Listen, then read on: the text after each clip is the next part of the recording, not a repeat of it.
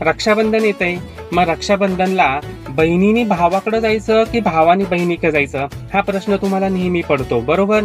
तर ह्या व्हिडिओमध्ये मी तुम्हाला तेच सांगणार आहे. ह्या व्हिडिओला जर तुम्ही चॅनलला प्रथम असाल तर याला सबस्क्राईब करा, लाईक करा आणि रक्षाबंधनपर्यंत सर्व बहीण भावंडांना शेअर करा. मित्रांनो, बहीण, ब्राह्मण, गाई हे तिन्ही लक्ष्मीची रूप आहेत आणि ह्या तिन्ही रूपामध्ये काळाला हरवण्याची ताकद असते. तर जेव्हा रक्षासूत्र बांधायचं होतं तेव्हा माता लक्ष्मी राजा बलीला बांधण्यासाठी पाताळात जायची, म्हणजे अर्थात लक्ष्मी स्वतः भावाच्या घरी जायची.